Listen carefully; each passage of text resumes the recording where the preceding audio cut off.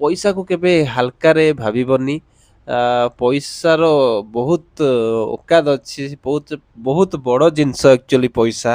ଆଉ ପଇସା ନଥିଲେ କିଛି ବି ନାହିଁ ବୋଲିକିନା ସୁସ୍ମିତା ମୋତେ କହିଲା। ତ ତ ମୁଁ ତାକୁ କହିଲି, ହ୍ୟାଲୋ ଗାଇସ୍, କେମିତି ଅଛନ୍ତି ଆପଣମାନେ? ଆଶା କରୁଛି ବହୁତ ଭଲରେ ଥିବେ, ଖୁସିରେ ଥିବେ, ବିନ୍ଦାସରେ ଥିବେ। ପ୍ରଭୁଙ୍କ ଆଶୀର୍ବାଦ ଅନୁଗ୍ରହରୁ ସକାଳୁ ସକାଳୁ ସୁନ୍ଦର ଦୃଶ୍ୟ ଦେଖିକି, ସୁନ୍ଦର ଦୃଶ୍ୟ ମାନେ ହଉଛି କି ବର୍ଷା ତ ଛାଡି ଯାଇଛି ଆଉ ପାଗ ଦେଖିକି ଗାଇସ୍, ପାଗ ବହୁତ ସୁନ୍ଦର ଅଛି। ତ ଆପଣମାନେ ଦେଖୁଥିବେ ମୋ କ୍ୟାମେରା ଯେତିକି କ୍ୟାପଚର କରିପାରୁଛି ଆଉ ସେତିକିରେ ଆପଣମାନେ ଦେଖନ୍ତୁ କେତେ ସୁନ୍ଦର ଦେଖାଯାଉଛି। ସକାଳ ସକାଳ ଭିଉ। ସକାଳ ବାଜିଛି 9:40 ପାଖାପାଖି ଆଉ ମୁଁ ଅଫିସକୁ ବାହାରୁଛି। ଆଉ ଡେଲି ତ ଏଇ ରାସ୍ତାରେ ହିଁ ମୁଁ ଯିବା ଆସିବା କରେ। ଆଉ ଆଜି ସକାଳୁ ଉଠୁ ଉଠୁ ମାନେ କିଛି ଏମିତି ଫ୍ରେଶ ହେଲା ପରେ ମୁଁ ଯେତେବେଳେ ବାହାରୁଥିଲି, ଗୋଟେ କଥା ମୋର ମନକୁ ଆସିଲା। କିଛି ଦିନ ତଳେ ଆଉ ସୁସ୍ମିତା ଗୋଟେ କଥା କହିଥିଲା ମୋତେ। କଣ ଆପଣମାନେ ଜାଣିଛନ୍ତି କି? ସିଏ କହିଲା ଯେ ଆଉ ପଇସାକୁ କେବେ ହାଲକାରେ ଭାବିବନି। ପଇସାର ବହୁତ ଓକାତ ଅଛି। ବହୁତ ବଡ଼ ଜିନିଷ ଆକ୍ଚୁଆଲି ପଇସା। ଆଉ ପଇସା ନଥିଲେ କିଛି ବି ନାହିଁ ବୋଲିକିନା ସୁସ୍ମିତା ମୋତେ କହିଲା। ତ ତ ମୁଁ ତାକୁ କହିଲି, ପଇସାର କଣ ଓକାତ? ସେ କଣ ବଡ଼ ପଇସା? ଆଗରୁ କଣ ପଇସା ଥିଲା କି? ଲୋକମାନେ କେମିତି ରହୁଥିଲେ? ଆଗରୁ ଲୋକମାନେ ପୁଣି ବିନା ପଇସାରେ ରହୁଥିଲେ କି ନା ରହୁନଥିଲେ? କିନ୍ତୁ ଏଇଟା ତ ଆଗ ନୁହଁ, ଏଇଟା ହଉଛି 2026। ତ ଏଠି ପଇସା ନଥିଲେ କିଛି ବି ହବନି।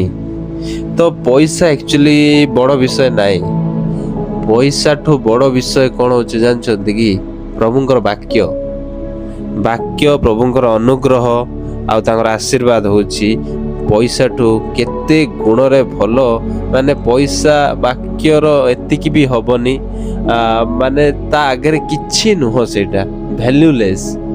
କାହିଁକି ନା ପ୍ରଭୁଙ୍କର ବାକ୍ୟ, ପ୍ରଭୁଙ୍କର ଆଶୀର୍ବାଦ ନଥିଲେ ଆପଣ ଆଉ ଖାଇବା ପାଇଁ କିଛି ପାଇବେନି, କି ପଇସା ବି ଆପଣଙ୍କୁ କୌଣସି କାମରେ ଆସିବନି। ଏକ୍ସାମ୍ପଲ ହଉଛି ଯେ ହ୍ୟୁମାନ ସାଗରକୁ ତ ଆପଣମାନେ ଜାଣିଛନ୍ତି। ତାଙ୍କ ପାଖରେ କଣ ପଇସା ନଥିଲା? କେତେ ପଇସା ତାଙ୍କ ପାଖରେ ନଥିଲା? ବହୁତ ଶୋ ଗୁଡା କରୁଥିଲେ, ବହୁତ ଗୀତ, ଦିନକୁ 18ଟା 20ଟା ଲେଖାଏଁ ସେ ଗୀତ ଗାଉଥିଲେ। କେତେ ପଇସା ତାଙ୍କ ପାଖରେ ଥିଲା, କିନ୍ତୁ ସିଏ ତାଙ୍କ ରୋଗର ଚିକିତ୍ସା ବି କରେଇ ପାରିଲେନି। ଏତେ ବ୍ୟସ୍ତ, ନେଗଲେକ୍ଟ କଲେ। ତାଙ୍କ ପାଖରେ କଣ ପଇସା ନଥିଲା କି ଗାଇସ୍? ଥିଲା ପଇସା, କିନ୍ତୁ ସିଏ ଆଉ ନେଗଲେକ୍ଟ କଲେ ଆଉ ଠିକ ସମୟରେ ନିଜର ଚିକିତ୍ସା କଲେ ନାହିଁ। ତ ପଇସା ଥାଇକି ବି ସେ ଯଦି କରିପାରିଲେ ନାହିଁ, ତାହେଲେ ପଇସାର କଣ ଓକାତ? ଶେଷରେ ସେ ଆଉ ଏମିତି ଗୋଟେ ତାଙ୍କୁ ରୋଗ ହେଲା ଯେ ଆଉ ଡକ୍ଟର କହିଲେ ତାଙ୍କର ଶରୀରରେ କିଛି ବି ଠିକ ନାହିଁ, ସବୁ କିଛି ନଷ୍ଟ ହେଇଯାଇଛି ବୋଲି। ଆଉ ସେ ବଞ୍ଚିଲେନି ଆମ ଗହଣରେ, ଏବେ ଆଉ ନାହାନ୍ତି। ତ ଏଇଟା କଣ ପଇସାର ଓକାତ କି ଗାଇସ୍? ଆପଣ ମାନେ କୁହନ୍ତୁ, କମେଣ୍ଟ ଆଜି ଜଣାନ୍ତୁ ଯେ ଆପଣଙ୍କ ଜୀବନରେ ପଇସାର ବେଶୀ ଓକାତ ଅଛି ନା ପ୍ରଭୁଙ୍କ ବାକ୍ୟ ଓକାତ? ପ୍ରଭୁଙ୍କ ବାକ୍ୟର ବେଶୀ ଓକାତ ଅଛି। ତ ତୁଳନା କରିବା କଥା ନୁହଁ, ପଇସା ସହିତ ପ୍ରଭୁଙ୍କର ବାକ୍ୟ ତୁଳନା କରିବା କଥା ନୁହଁ। କିନ୍ତୁ ଆପଣଙ୍କର କଣ ଚିନ୍ତା, ସେଇଟା ଆଜି ମତେ କମେଣ୍ଟରେ ଜଣାନ୍ତୁ। ତ ସେଇ ପଇସାକୁ ନେଇକି ହିଁ ପ୍ରଭୁଙ୍କର ଗୋଟେ ଗୀତ ଗାଉଛି, ଆପଣମାନେ ଶୁଣନ୍ତୁ। ରେ ପ୍ରାଣ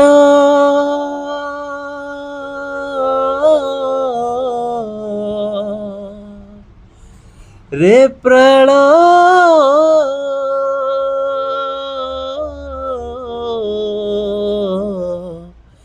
ଅଛି ଦିନେ ମରଣ, ଅଛି ଦିନେ ମରଣ, ଅଛି ଦିନେ ମରଣ, ଅଛି ଦିନେ ମରଣ। ନିଜ ଧନ ଅଛି ଦିନେ ମରଣ, ଅଛି ଦିନେ ମରଣ। ସୋ ଗାଇସ୍, ଦିନେ ନା ଦିନେ ଆମେ ଜଗତକୁ ଛାଡ଼ିକି ଯିବା। ଜଗତକୁ ଛାଡ଼ିକି ଯିବାରୁ ଯୋଉ କୁହନ୍ତିନି କି ଆଉ କଣ ନେଇକି ଆସିଛୁ, କଣ ନେଇକି ଯିବା। ତ ଗାଇସ୍, କିଛି ଆମେ ନେଇକି ଆସିନୁ, କିନ୍ତୁ ନେଲା ବେଳେ ପ୍ରଭୁଙ୍କର ବାକ୍ୟ ନେଇକି ଯିବା। ଆଉ ଆତ୍ମାରେ ପ୍ରଭୁଙ୍କର ବାକ୍ୟ ରହିବା ବହୁତ ଜରୁରୀ। ଆଉ କଣ ଆସିଛେ, କଣ ନେଇକି ଯିବା ନୁହଁ, କିଛି ନେଇକି ଆସିନେ, କିନ୍ତୁ ଗଲାବେଳକୁ ପ୍ରଭୁଙ୍କର ବାକ୍ୟ ନେଇକି ଯିବା। ବାସ୍ ଏତିକି ହିଁ କହିବାର ଥିଲା ଆଜିର ବ୍ଲଗରେ। ଆଉ ଆପଣମାନଙ୍କୁ ଯଦି ମୋ ବ୍ଲଗ୍ ଭଲ ଲାଗୁଛି ତାହେଲେ ଲାଇକ୍ ସେୟାର ସବସ୍କ୍ରାଇବ୍ ନିଶ୍ଚୟ କରିଦେବେ। ଆଉ କ'ଣ ନିଜକୁ ଇମ୍ପ୍ରୁଭାଇଜ୍ କରିବି ସେଇଟା କମେଣ୍ଟରେ ଜଣେଇଦେବେ ଯଦି ଜଣେଇବାର ଇଚ୍ଛା ହେଉଛି ତାହେଲେ। କିନ୍ତୁ ମୁଁ ଡେଲି କିଛି ନା କିଛି ନୂଆ ଶିଖେଇବା ପାଇଁ ଆପଣମାନଙ୍କୁ ମାନେ ସାହାଯ୍ୟ କରିବି। ତ ଏତିକିରେ ଭିଡ଼ିଓକୁ ଏଣ୍ଡ୍ କରିଦେଉଛି। ରହିଲି ପ୍ରେଜ୍ ଦ ଲର୍ଡ ସମସ୍ତଙ୍କୁ।